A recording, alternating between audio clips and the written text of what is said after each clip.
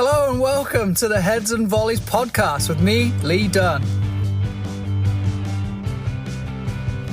In this episode, my guest is Ben Bell, and if you don't know Ben, he is a master's student in the UK and has also recently released a book, and the book is titled Constraints-Led Approach and Application in Football. And the reason for this book review and conversation with Ben is to really bring to you the understanding and the application of constraints.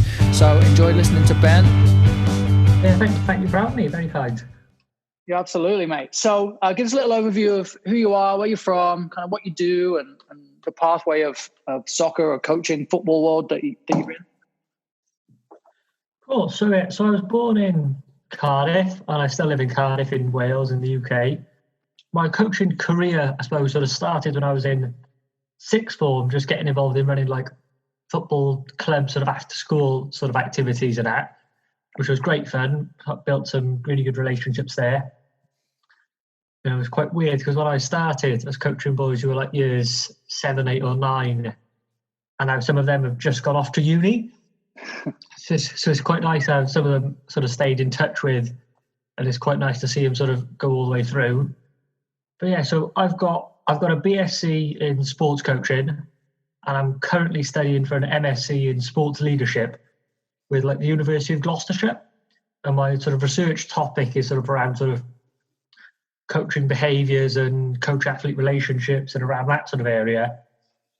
And I started coaching when I was in university while doing the football qualifications with the FA and the FAW. And I now coach an under-15 team in Cardiff, which is the local grassroots team, which is great fun. And so even if you start coaching when you're in sixth form, you're coaching kids who are 14, 15, 16 years old. They're only a couple of years younger than you, right? Yeah, it was really weird because I think that sort of really helped me, to be honest, because I didn't know anything about sort of coaching in terms of improving player performance or anything like that. The only thing I had to go on was actually, luckily, the people I was coaching with initially liked me. And I think, I can imagine, like, if they didn't like me, I'd have nothing to fall back on. Because I couldn't coach, it was basically like, let's just play football. I know you want to play football.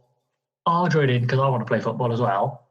And then if you just sort of gradually build relationships from there, and you get to know people, which is great. And yeah, it was a bit weird because I was only 17 at the time and some of them were like 3 years younger than me. So there was a hell of a lot of like relatedness there. And I think it really helped because it gave the younger ones someone they knew in the school who was older, which they quite liked. They would see me walking around, they'd ask me about football training, about stuff that's going on, and they thought it was quite fun. And I always sort of played into the fact that I wasn't a teacher.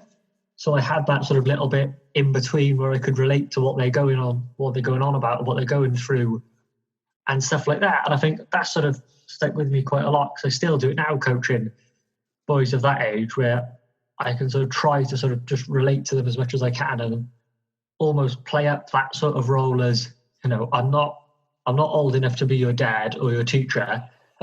I sort of try to get them a little bit more and sort of build that relationship a bit more. So would you say that is what led you kind of down the MSc route and looking at the relationship and the whole leadership aspect, as opposed to, I guess some people will probably try and go into the science of actually coaching and player development and focusing on that route. So would you say that's kind of led you down this way, more so from that experience? I think for sure, yeah. I think, it sounds slightly hypocritical. I'm on here talking about a book I've written about coaching pedagogy, and openly admitted that my preferred topic is the relationships. But it's good because I think there's one thing I do want to get onto near the end is how the two sort of link and sort of how they can be used together, which is quite cool. But yeah, so I think that's sort of something that I almost think you could almost not have the skills to develop someone as a performer, but if you can build a relationship and get on with them, you'll probably get a lot more out of them than someone who can develop as a performer but doesn't have the relationship. It's incredible. I really like that. It's a holistic view, really, of players and how a relationship. Because I even remember when I was younger, 11, 11 or 12 years old, playing for Northampton Town. And I had a really good coach, a coach who I really liked. You know, you just feel good around people. And then I find myself with a coach that I didn't like, and my performances drastically dropped. I didn't feel like I ever liked the guy. I don't feel like he ever liked me. And then I'm not saying that I should be pro, and it's not because of him, but it was definitely an effect on me in that relationship, in that being comfortable in that environment. That's something that stuck with me forever, and something you really touch on there, of having this relationship, this positive environment that you can empower your players and really connect with them in a valuable way. Yeah, I think it's a big thing for boys as well, from what I've noticed. And I know there's a little bit of research around it in terms of, I think boys are far more responsive to the teacher or educator as opposed to girls, whereas I think girls are a bit more focused on the topic at hand. So if they're in a school setting, boys will decide whether they like a lesson or not based on who teaches the lesson, regardless of what the lesson is on. Whereas girls will base it more on, okay, well, I like the topic, even if the teacher and I don't quite get along. Whereas boys are a bit more actually, well, if I get along with the teacher, and I think the teacher likes me, they're far more likely to enjoy the lesson and sort of get involved. And I think that sort of feeds off into sport then, with boys who, especially if they like the coach, they'll feel a lot better and get a lot more out of it. So let's jump into the idea of constraints and the constraints-led approach for coaching, and really for, I guess, for anything outside of soccer, but we'll stay in the realm of soccer right now. So kind of talk a little bit about why you got into the idea of constraints, and getting into the topic of the book too, of why constraints, or what they are really, and why they can be so valuable. Yeah, so it's my interest in constraints sort of perked when my lecturer, Will, who again will love the fact that I've dropped his name in there, but for anyone who's read about the sort of constraint-led approach recently, or probably his name will probably ring a bell somewhere, because he's been involved in writing textbooks and things like that for it. He was the one who taught me about it at undergraduate level, and it sort of sparked my interest a bit, because he's very passionate about it, so it sort of rubbed off a little bit on me. And it just sort of something that, when you just sort of learn about it, you sort of go, oh yeah, of course. How come I haven't thought of that already? Almost like a light bulb going off somewhere. And I think I thought that sort of got me interested in the constraint-led approach as a whole. But I think it's more about my interest in sort of pedagogy and how people learn that sort of, I don't know, I think it's very easy to get very passionate about it, and also very angry when you see things you don't like. So then with constraints-led approaches, it's really about setting an environment for the players. Am I reading that right? Are we saying that we're using the activity to create, or setting the environment to challenge the players in a way that it doesn't necessarily need the coach to coach as much? Am I on the right line along that? Sort of. So essentially the constraints-led approach suggests that we'll call them learners, because that's essentially what we're looking at, is how people learn. It says that learners are capable of self-organizing, which means they can solve their own problems. They don't need someone to tell them, here's the solution to the problem I've set. And I think that's one of the things that's very common in football coaching, especially. I don't know so much about other sports, but it's very much the idea of, here is a perfect model of a skill. I, as the coach, will show you the perfect model of a skill, and then you, as the learner, need to replicate it. And until you replicate it to the standard I'm happy with, you haven't mastered it yet, you haven't got it. Okay. Whereas actually a constraint-led approach would say that as learners, we're all capable of finding our own solutions to different problems. Therefore, the coach's job, or what some people call it, the learning facilitator, their job revolves around creating the problem in the environment for the participants to solve. And it's that solution is the aim of the session, if you get what I mean. It sort of goes back in a loop. But it's one of those ones where I think the language is can be misleading, because when you say learning facilitator, what some people will define as facilitator will be different to someone else's. And I think it's this subjective language which causes a bit of difficulty. like I know there's some talk about the learning facilitator challenging the whole paradigm of what the coach's role is and how they are there. You've always got one extreme where the coach just designs the practice and lets the players get on with it, and the learners come up with their own solutions to the problem set, and the coach is very much sort of hands off. But I think you've got to sort of find like a happy medium in the middle where, okay, you've designed a practice to create a problem, but then there's nothing wrong with helping the learners with their solution. So if you're doing a session and you can see one of the learners is trying to produce a movement solution, there's nothing wrong with a coach stepping in and assisting that process. But it's a difficult balance between their solution to fit what the coach likes and actually just trying to make the learner's solution more efficient. And so then if I think about my own experience and my own pathway of coaching, working with a group of players, we're trying to, I don't know, attack through the wings. And it doesn't work after 5 or 10 minutes, perhaps. So then becomes the typical coaching approach of stop and freeze, perhaps, and say, if you play here to there, now we can play into the wing. So that would be me showing them the solution. That would be me kind of creating the problem and then also giving them the answer. And then I look at, so that's a very common way that I see coaching. That's a very common coaching school approach, I guess I would say, a very typical style of coaching. Then I look at a new way, or as I kind of call it new, but revolutionary really, with US soccer here, that we go through this process of creating the environment, whether it's a small-sided game, then you work with the opponent. So if I want my wingers to have success, I want to attack through the width, then my actual start of the session is to set up the game, whatever the game looks like, and then coach the defenders to make it really difficult for the wingers to have success in the game.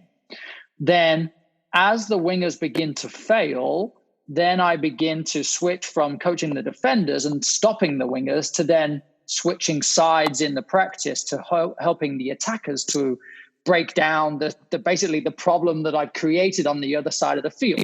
Now, are you familiar with that? Am I on the right? We're talking about constraints. I don't want to get into the idea that we have to stop and freeze and coach all the time, because I think that's antiquated. But the idea of setting it up on the other side as well. So not just working with actually solving the problem, but actually compounding the problem and making it even more difficult. I get what you're saying. My comment on that would be, because I presume by that, when you're coaching the defenders in that instance to begin with, you are there for the problem you are setting for the attackers by coaching the defenders is a problem you've already thought about. Is that right? Yes. Okay. That's where I might question a little bit, just because if I were to do something similar, I might sort of flip-flop a little bit more, if you get what I mean, going from one side to the other. So almost leave it for the first couple of minutes just to see what emerges. And then if you think, okay, well, the wingers are having loads of success, even though I want the wingers to have success, I think we could make it harder for them by coaching the defenders to produce a different problem.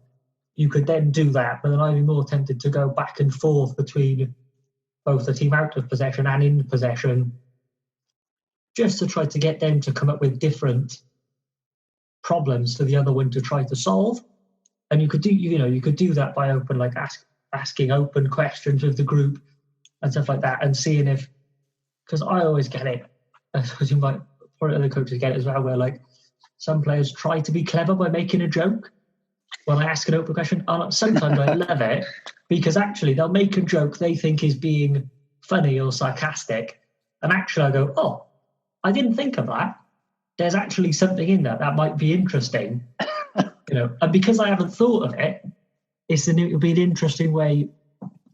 So if you take, in that instance, defenders, they might come up with a way to stop the wingers. It might be actually we're going to have fullbacks go out wide to deal with the wingers, and we're actually going to send our centre back out wide as well, even though we'll leave loads of space in the middle, but we're going to do that to try to create a different problem for the attackers. Now, as a coach, you probably wouldn't set that yourself, but it would it would invite the attackers to have to problem solve to deal with it. Yeah. So by doing it in a more sort of open way, by sort of letting things emerge a bit more, you'll probably get more problems that need solutions, and then there'll be more learning, and it will seem like a sort of richer environment, albeit it's one where it will depend a bit on your players as to how far they'll take it, and how realistic it could get, but it'd be something, almost going back and forth between the attackers and the defenders and seeing if they can produce problems for the other one to solve all the time, which is what would happen in a game. So what are you, some of the common constraints, some of the things that I'm familiar with as a coach, and things that you hear about all the time would be things like amount of passes before you can score a goal, or even constraints on field dimensions, things like that, goal setup. So do you have kind of some key things or some big takeaways you think that coaches should really learn about, or things that they should maybe think twice about using when they're setting up their practices or planning their practices? Yeah, so I suppose the biggest takeaway to get, if you don't want to listen to any more of this podcast, which I hope you don't, but is the idea that the constraints-led approach is a framework which behaviour can be viewed, explained, and changed. It isn't one method of coaching. So TGFU, for example, teaching games for understanding, is one method of coaching because only certain things fit underneath it. Whereas a constraints-led approach as a framework is more of an umbrella which helps the coach understand what's going on and can adjust things to try to elicit different movements and behaviours. So there's almost less about what is good or bad. Because it's a framework, there isn't good or bad. There's just better ways or more successful ways in implementing it than others. And I suppose one of the big things with the constraints is I think people get a bit nervous about them because they know there's theory behind it. They don't want to do them wrong, or they just dismiss them anyway because they don't think it ties in with what they're doing. Because you can have really simple ones, like you mentioned about the pitch dimensions, where you just adjust them. And by adjusting the pitch dimensions, that in itself is a constraint because you are creating different affordances within the environment, which then the participants have to sort of self-organise and problem solve. And it's one of the things I've come across lately because the pitch I'm training on currently hasn't got goals put up because in Wales, we're not allowed to play friendlies yet because of COVID. There's no goal post, but there are pitch markings. So you've got the penalty area and you've got the halfway line and all of that, but there's no goals. So we've had to improvise and adapt our own sessions in that. And by doing that, we've used different equipment for the goals. And it's really interesting to see how the different equipment affects what the players do without even saying anything or mentioning it at all. So it's a good test. I encourage all coaches to try it out just to see a simple way of how, by constraining the equipment in the environment, you elicit different movement solutions. So what I'd say is, when we did it, we've used cones for goalposts. When it comes to shooting, if you've got cones, because they're very low to the ground, nearly all the shots taken in the session were very low, because that's where they saw the goals. We've used poles, which are the opposite, which are like 5 foot tall, quite big, and everyone shoots up because that's where they see the goals. We've used like the mini goals, the pop-up mini goals, very good for like little kids and stuff like that. Yep. We do them. If the goals are small, all the players, they try to dribble into the goal. They try to get as close as they can to the goal, so they don't actually shoot at all. They're just passing it in. Whereas as soon as the goals get bigger, they're shooting from distance, they're taking long shots, they're shooting from different angles. And that's just an example where you've constrained something in the environment, and without mentioning anything, behaviours have naturally emerged because of what they perceive in their environment. And it's a quite, it's a great thing. It's really easy for coaches to do. I think it'd be a really cool thing if coaches did try it and they wanted to play around with stuff like that, because it's good. It's just a really good way to see how much behaviour can change without a coach demanding they do something. And also, I think sometimes when you get coaches that get very angry in a session, I often hear coaches, and I've done it before, where you sort of look at your players and you go, "Oh, you need to try harder, you need to work more to get the outcome I want." And it's actually like, well, it might not be the outcome you want, but if you're doing a shooting session and you've got posts, you haven't got posts and you're using cones instead, well, then you have to accept, okay, well, all the shots are going to be in a certain place because that's what's in the environment. And it's only, it's just very subtle things like that that can really affect the entire session. And often, it's left me before, like, scratching my head and getting quite annoyed when I'm not seeing what I expected to see. So you just made so many incredible points. Selfishly, for me in my own environment, the way I think about challenging my players and setting up mini goals as target goals, and the idea of it being for working on distribution and counterattacking and using them as targets, but the players still use them as real goals that they, as you said, get close to and smash the ball in as hard as they can and try and knock them over, try and smack them into next week. And then I look at even just observing as a coach, so observing the behaviors of players. And that's something that I talk about a lot, and I try and do as much as I can. I try and be as quiet as I can. I try and watch and see if what I planned is coming to fruition, but then also understanding just the small nuances like that, using small cones, and even thinking back to being a kid and playing when you use jumpers for goalposts. If the ball was over waist height, over shoulder height, it was an argument. Did it go in? Did it not go in? Was it a goal? Was it not? So then you always shoot low. So then why would that be any different now, right? We've got small goals. So then I get onto the field last night and there were 8 groups out there training, and everybody runs for the lockup, grab whatever goals they can, grab the big goals, grab the big nets. And then I'm thinking, well, now based on this conversation, did they know what they were trying to achieve with that? Did they know what they were actually trying to work on? Or did you just end up with a small goal because you were the last one in the lockup and that's what you ended up with for your session? And now perhaps your session looks a little bit different. And so the big picture for me really is that constraints, people think perhaps a constraint needs to be some like specific little nuance that you've added or some sort of rule that you've added to the game. But really, the constraint is, as you said, 2 small cones as a goal changes the behavior of the entire practice. Absolutely. I mean, there's obviously, I suppose one of the things you touched on, the sort of, is one of the constraints I see quite a lot, or like not such a constraint, but an addition, is the idea of like 5 passes before shooting. Yes.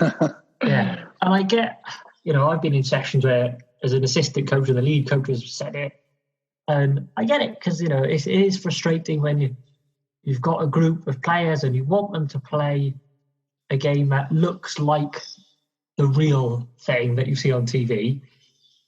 And all that actually happens is the 2 guys in your team who can dribble really well dribble through players and score a goal. And you think, oh no, this doesn't look like what I want. Therefore, you have the rule that you have to make 5 passes before shooting, and that's the end of it. And what tends to happen is the players who figure out this, they go near their own sort of defensive corner or in front of their own goal. They call their mate over, who's quite good as well. They do 5 passes over the course of 10 centimetres. Then they go back to dribbling. Or you get the poor guy who gets played through on goal on pass number 3 and then has to turn back and look for his mate to make it number 4 and then look for someone else before it goes to 5.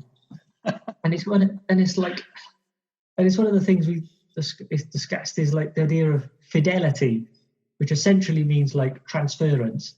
It is of how much do you do in your practice environment transfers to the performance environment.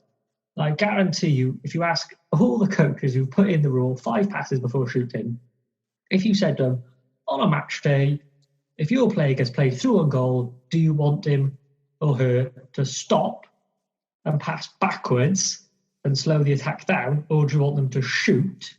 I guarantee you 99.9% of them will say, no, I want him to shoot. And it's like, great. So when doing the practice and he got played through on goal after 3 passes, why didn't you let him shoot then? So that's an example of what we sort of call constraining to constrain rather than constraining to afford. Because affording is trying to get people to find movement solutions that are representative to the performance environment, whereas constraining to constrain actually sort of, it gets in the way of our sort of natural urge to problem solve and self-organize. So if you go back to that example, when the kid is played through, or adult is played through, their natural instinct to self-organize is, I'm going to shoot because I'm through, and that's what we do. Yet they have to go against all of that to pass it to someone else. Not to mention the defenders in this game, who have stood like they're waiting for a bus for the first 4 passes, then have suddenly sprung into life on pass number 5 because they know, right, now we're in it, now we're in, because they have to try and attack now. And the same thing goes for, have you done like the 2-touch rule? Yeah, I've heard of all that stuff, yeah. Yeah, which is, again, it's an idea where if you want your team to play like Guardiola's team, or like just a possession-based game where players don't take many touches on the ball and there's lots of passes, which I get, I understand that that's a nice idea, and it looks like aesthetically it does look very nice until you play the game and you take a touch and there's acres of space in front of you, and you only got 1 more touch before someone else gets the ball, and you've got to pass it on. In the same way, when you're defending, when you're defending normally in a game, the attacker is producing problems for you to solve, and it's vice versa, and there's loads of stuff going on. Whereas in that instance with the 2-touch rule, if you're the defender, as soon as the attacker takes their first touch, the problem is solved for you, because the attacker can either pass or shoot with his next touch or her touch. And therefore, if you're not near the goal, it has to be a pass. So all you've got to do is look for the easiest passing option and try to cut that out, which again isn't what you would do in a game. So you've got instances where you are constraining, but you're constraining to constrain rather than constraining to afford, because the solutions the players or learners are producing in the practice environment don't transfer into the performance environment, which often leads to a lot of sort of frustration and anxiety from the coaches in the performance environment, because they're not seeing what they want. But ultimately, it's a horrible feeling when something isn't going your way, but you don't quite understand why it's not going that way. After this quick commercial, join Ben and I as we talk about really getting into the weeds of constraints and then also individual challenges. So what about counter to that then? So the idea of thinking about, for example, 1-touch finishes, they're very similar to the idea of number of touches and number of passes. What if it was, it's a 1-touch finish is worth 2 goals, or a regular finish is worth 1, or if you make 5 passes, the goal is worth 2 goals, or if you're through on goal on the 3rd pass and you've shot but you haven't made 5 passes, it's only worth 1 goal. What about kind of counters to that? Or are we getting too far into the weeds of trying to make these sorts of constraints happen? Yeah, I think it's a very good point. I think it's a very delicate balance between forcing a behaviour to emerge rather than letting it emerge naturally. So the 1-touch finisher, I know there's a lot of stuff on that, because obviously if you look at the amount of goals scored, a lot of them are 1-touch finishes, and a lot of them are in certain areas of the goal or certain areas of the penalty box. And you think, okay, but then the way I look at that is you flip it as to why are they 1-touch finishes? They're often 1-touch finishes because if you shoot from outside the box, chances are the goalkeeper will save it. and they'll probably save it because most sort of elite level keepers, which is again one of the problems we have in football, where we take a lot of our sort of knowledge and discourse around what the football looks like from the elite level, which again is fine because obviously, you know, grassroots teams can't invest in the amount of performance analyst equipment of academies or professional clubs, which is, so yeah, it's completely understandable. So then you think, okay, well, if you're less likely to score from outside the box, teams try to work their way into the box. And with the way teams defend, they defend very narrow because they know crossing is relatively inefficient. And they know actually we can defend crosses easier because they're more predictable than central attacks, looking at combination play and stuff like that. So therefore, you're going to have more shots taken from inside the penalty area. Then you've got to factor in, well, again, with the way things are going, with the amount of crosses coming in, because teams defend narrow, lots of the shots end up coming from central areas anyway, because it's the best place to score a goal from. You know, no one, you know, if you want an easy chance to score a goal, you go in the middle of the goal, relatively close to the goal, but not too close to the goal because then the keeper looks huge. You go a little bit further back. And then you look, okay, well, if the teams are defending narrow and you've got lots of crosses coming in, then the attackers can't take more than one touch.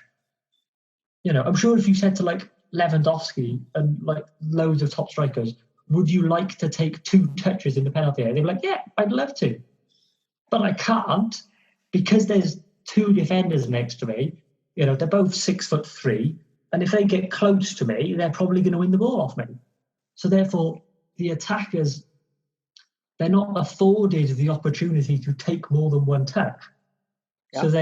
So they inevitably have to take a lot of shots first time, which inevitably leads to lots of goals being scored on the first touch.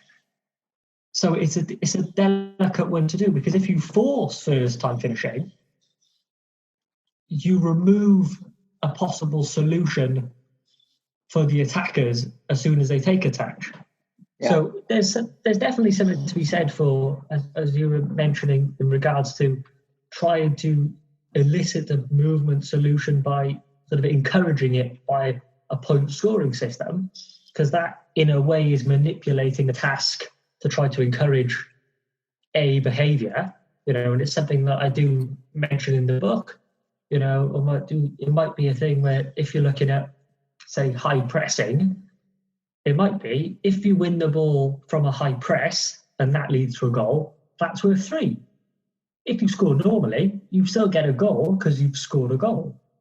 Yeah. But because I want you to press high, because then it gives me as a coach the opportunity to actually coach high pressing, then yeah, why not add a rule in there? There's a bigger reward and a bigger incentive for them to press high, and it's fine. As long as you've still got the reward for scoring a normal goal, I have no problem with that whatsoever. And so then, and that kind of goes full circle to my idea of, are we getting too far in the weeds when I'm setting all of these different rules or goal balances, when really we can say, go play, and then my task with the defenders is to make it difficult to score on a one touch, make it difficult centrally, force them away from goal or what have you, so that without even really needing to announce that a one touch finish is worth the amount of goals, we can control the environment by the way our players are playing it. Exactly, yeah.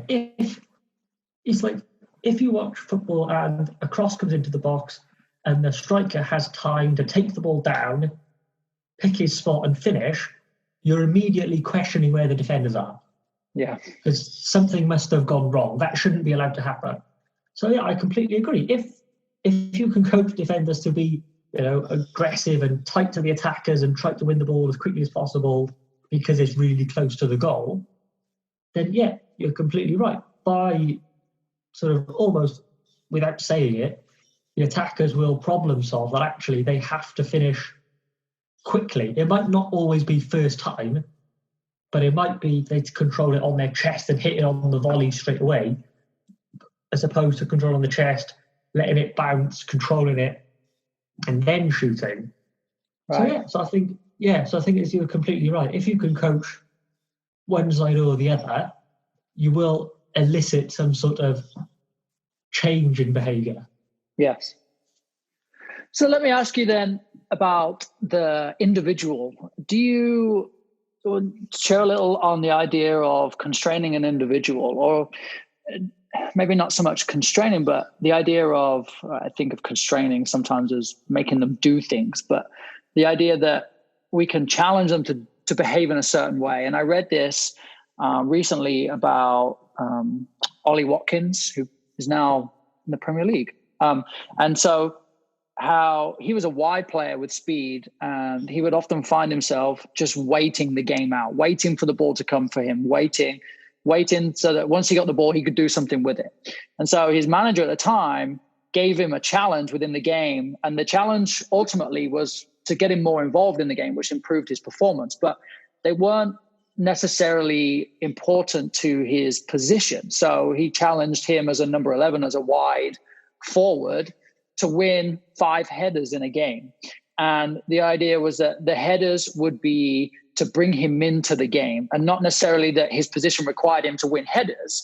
And then it was to make 5 interceptions and a couple of different challenges for him as an individual in the game, with the purpose of bringing him into the game more than him being a spectator on the sideline, kind of waiting for the ball to come to him, waiting for the game to come to him.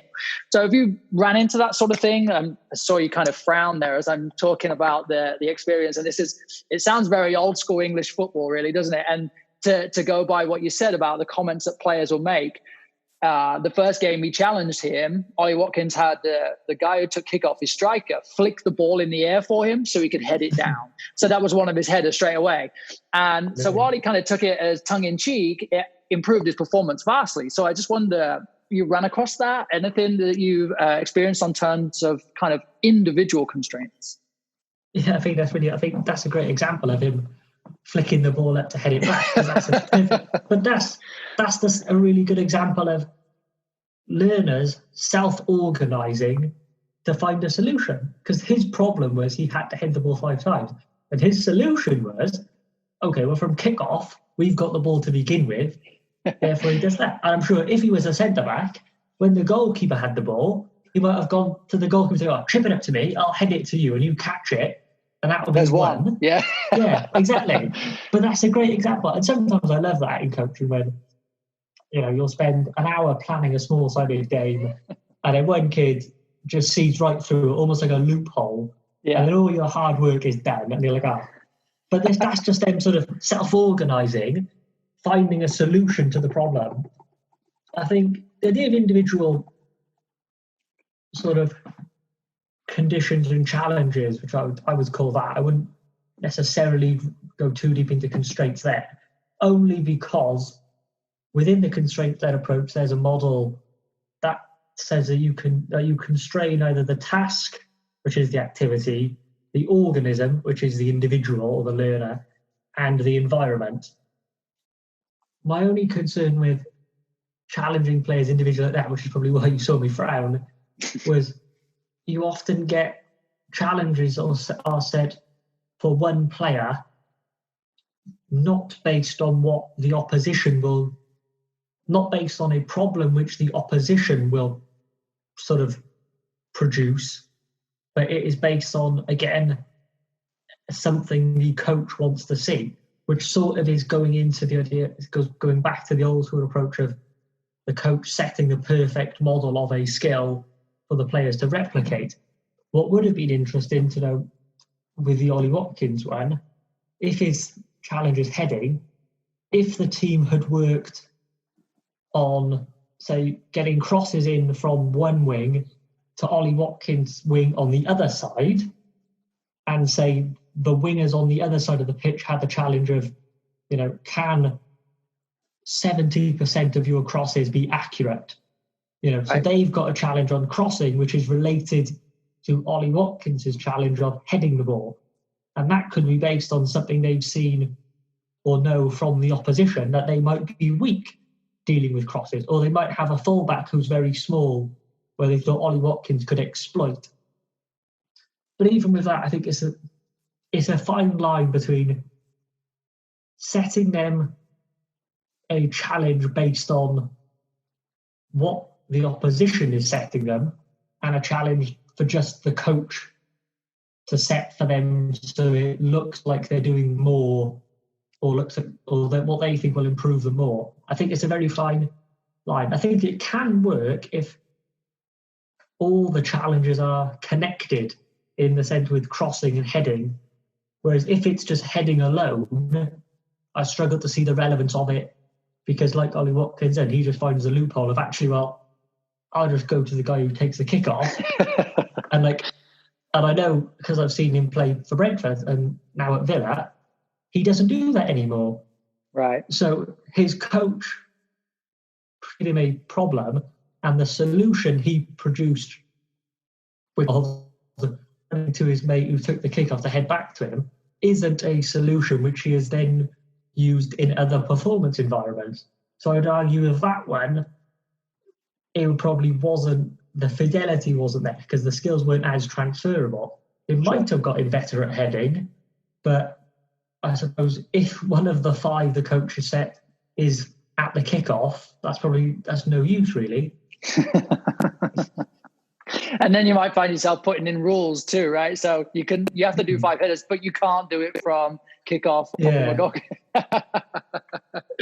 And all of this just screams to me that it's a coach with the best intentions that either has overthought it. And I going through coaching school, you take an hour's lunch, and in the entire hour of lunch, coaches are moving. Everyone talks about this, but moving salt and pepper shakers around and moving glassware and knives and forks to replicate formations or moments of a game. And what would you do? And what would you do? And what about this? And what about that? And it's just an environment where coaches overthink, and it's almost like they tried so hard to create the perfect environment that they've almost gone the opposite end of the scale, where it's become somewhat unrealistic at times. Yeah, everybody tries so hard. Yeah, I think it's so difficult with coaching, because everyone who gets involved in coaching is doing it for a good purpose. Coaching is a difficult job. You've got to try to please the players, their family, all the rest of the stuff going on, along with, and I think any coach will admit it, there's a part of you that does take it personally when things go wrong.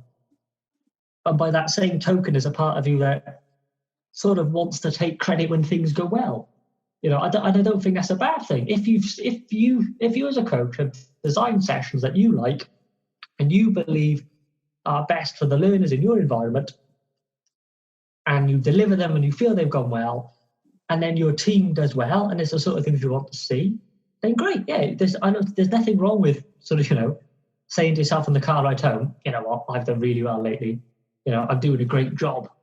I think that's fine. I think it's just sometimes I think it's almost too easy to sort of really crave like our team playing at like the elite level. And we want to improve everyone so much, and we want to do things so much.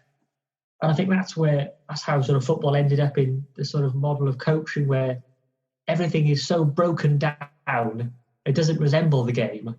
And then it's almost taken a while for players doing loads and loads of skills that have been broken down beyond recognition for us to realise, actually, this doesn't look like football anymore. And then when we put players into a game, they're not doing what we wanted them to do. And then we've sort of gone, actually, well, it can't be the game that's wrong, because the game is the game. That's what we started with. And then you look back at the other drills and you think, they must be what was a bit wrong. That must be what was the issue. When you've got players passing, to someone unopposed who's just stood right in front of them, because we think that's what the basics is. And it's like, yeah, okay, I get why. Because if you feel they haven't got the ability to control a football or pass a football, I get why that could be, you could see the use of it.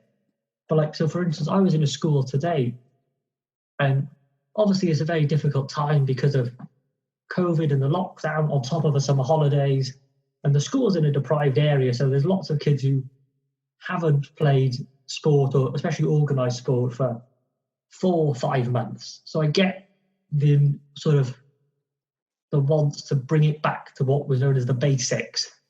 And they did this passing drill where someone But the coach said you control the ball on the inside of your foot, and you pass it with the inside of your foot, and then you walk to the next cone, and you do it slowly to start with, and we're going to build it up. And they did that, and the coach was like, yeah, you guys, your passing's come along really nicely. And then the coach was like, all right, I'll let you play a game. They played a game, and 2 minutes into the game, the coach goes, why is no one passing the ball? and you can see the players basically in their face is this like, well, we don't know how to. I know we did the bit with the passing we just did, but I don't know how. I don't know how to find space. I don't know how to make decisions. It's like it's a real problem in football and other sports as well. Like football is incredibly difficult. I know it's very trendy to say, oh, it's a simple game, made complicated and all the rest. It's like it's not. It is. For one person, when they've got the ball, they've got to decide if they want to pass, shoot, dribble, run with the ball, hold on to the ball. And while they're trying to make this decision, 21 players around them are all moving around. So even though if they think, well, for 1 second, oh, I'm going to pass it over there, to my mate on the left, someone stops that option, and then you've either got to think, oh, do I still do it anyway, or do I make a different decision and go somewhere else? And then you've got your mate off the ball on the left wing who's thinking, all right, am I in space? Do I need to find space? As soon as they move to go into space, an opposition player moves because they've seen the space as well. And it's like you've got 22 players all thinking individually, all trying to somehow coordinate their movements together. It's incredibly difficult. But we feel that it's too easy to sort of make a linear approach where we oversimplify and break down sort of normal movements to the extent where they're not relevant anymore. They don't resemble the game at all.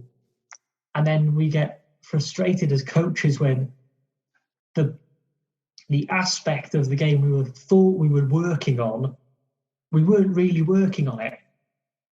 And then it's always where coaches will do it. They'll do a drill or an activity that doesn't really resemble the game.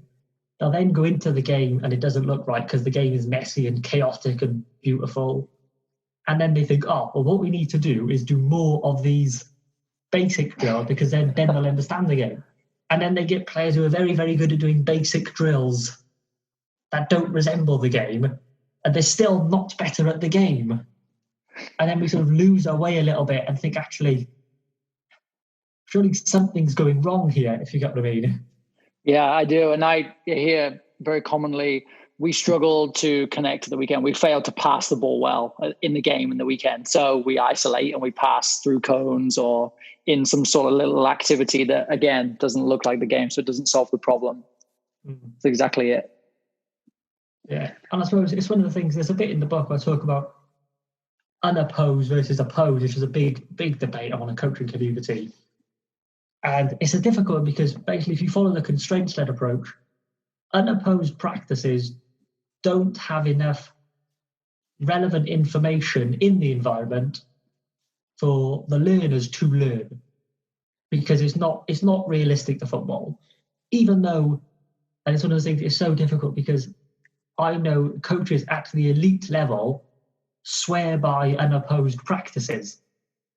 And that's always a big sticking point because there's so much survivorship bias and nonsense where we think, oh, well, they do it.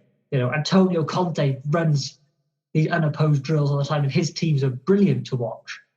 And it's like, okay, but their aim isn't for learning to occur. Their aim is just, we want to win on the weekend. And therefore, this is what we're going to do. Because the constraints-led approach argues that for learning to take place, perception action has to be present and it has to be relevant. And what by perception action is basically what we perceive and what we can see and hear and sense and pick up everywhere. That then informs what decision we make. So the best example is like what we were talking about. If you're trying to pass to someone and there's an opposition player, you've got to take into consideration what the opposition player is doing, where are they moving, are they trying to press you with the ball or cut out the pass to your teammate. You then got to try to work out the possible solutions based on the opposition with the possible solutions that you think your teammate is doing. Are they coming short? Are they trying to run into the space? Which side do they want the ball passed to them? Are they trying to drag the defender away for you to run with the ball? And there's so much stuff going on there, which in a game looks very simple. If you've got the ball and your teammate runs away, the defender runs with them, and you just progress the ball 10 yards, for a spectator, it looks very simple. Whereas actually, there's loads of decisions that have gone into that one part of the game that will probably never be spoken about. So there's a lot around that, and this idea that for learning to take place, there has to be enough relevant information with opposition, goals, some sort of pressure, ideally. Obviously not too much depending on the environment, but some sort of pressure, for learning to actually take place. There should be a consequence if you make a mistake. Whereas actually if you do unopposed work, it is largely down to the coach demanding intensity. And that's not the players not being intense. It's the players have figured out straight away their solution to this problem is actually we can walk it. We don't need to I love it when I see coaches do unopposed work and the coach is saying, come on, demand the ball, call for it. It's like, why? It's like no one else is going to get it off him. Yeah. He can stand there, say absolutely nothing. He knows the ball is coming to him because that's the exact unopposed practice you just told them to do. So he's just going to stand there, wait for the ball to come to him or her, and they're going to control it and pass it where you told them to pass it, and you're going to say, well done. And it's like, well, no, but as soon as you put them into a game, then there's the opportunity. If they don't call for the ball, you could then say, look, if you're not getting the ball, then you've got to call for it. You've got to communicate with each other to get on the ball.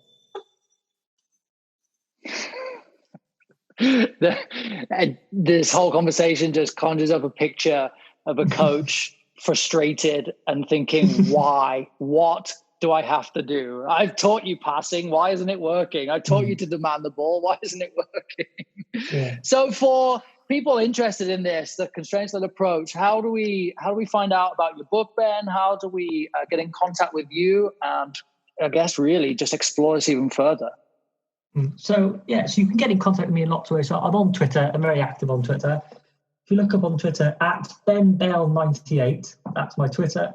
My photo is the book cover photo as well, so it's all there. I'm on Instagram as well, if people are fond of Instagram. I don't post many things on Instagram. However, I am often on my phone on Instagram, so if you want to drop me a message about something, that's all good as well. So my Instagram is Ben_Bell_coaching. The book is on Amazon. It's on with the publishers as well. It's titled Introduction to the Constraints-Led Approach, Application in Football. And I suppose it's great for any coaches who are looking for sort of theoretically underpinned practices. And by that, I mean, I know there's loads of books out there that have lots of practices in them. You could buy a book on Guardiola's practices, but then I think that will often lead you into a situation where you are the frustrated coach again, because you're doing Guardiola's practices with your under eights and then not playing like Guardiola's teams, and you don't know why, because the books, they don't explain the theory behind practices. So my book, there's theory chapters. Please don't get put off by the theory chapters. They're not very long. It's just an overview of the theory rather than a textbook. And there are over 40 practices designed with the constraints-led approach across all different topics, in possession, out of possession, transitions, all showing you how the constraints-led approach can be applied in practice. And I suppose one thing slightly hypocritical of me is that I'd say you don't always have to use it, even if you love it. Like, I've written a book on it and I don't use them all the time. You don't have to swear by it. It's not the Bible. You don't have to go berserk about it.